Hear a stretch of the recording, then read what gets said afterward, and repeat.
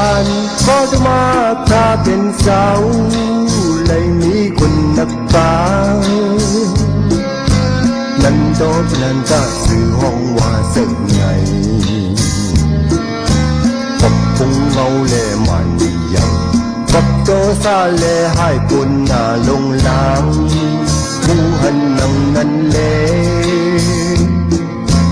ตั้งสังเมตตากรุณาพระเป็นเสาต้องอันจดวันเฮาหันตราลองลีคนมาในวันหนึ่งเมื่อคนนับกาคำปองตาที่กินจอกันอยู่นั้นก็ต้องมาพระเป็นเสาป้าจะเปยันหาป่าสานข้ามกว่าเนื้อหูคุณนักกาอ่างกว่าหอดสาวดินสาที่เมืองพีคนนักกามุงยาหันออกเจอลำคุยปืนออกโตซาจำหือออกเจออึดลับสิ้นดังเจ้าพระกว่าคงเงาคนนักกายินตรงเป็นดูอย่างเด็กกินรวยลมยมโมเจ็ดหอบหลับตั้งกว่าพระเจ้าสีเมื่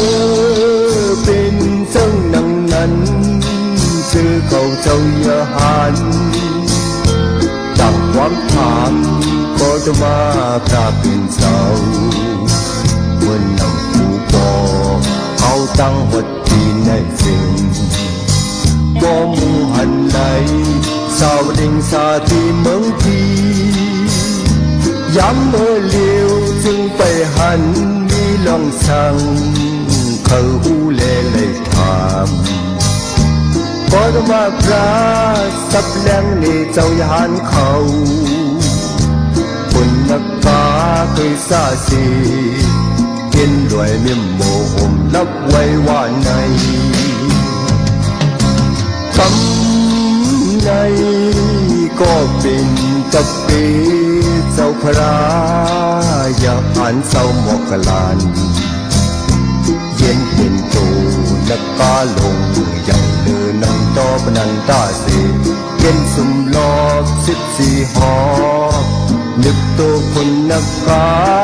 ไว้สิสมานคนนักกาคำเคยยอมปล่อยก่อนงนสู้คำตื้อเจ้าหมอกกลั่นไหลมนก่อนเจ้าปล่อยได้จึงตื้อสั่งคนนักกา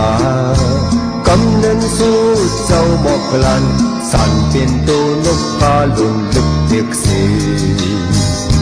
คนนักกาทำพอกูน้อมเจ้ามันโตซาสิเลป้องหันไลตราลองลีในเป็นตกคำเทศมิตรทัดพระเจ้า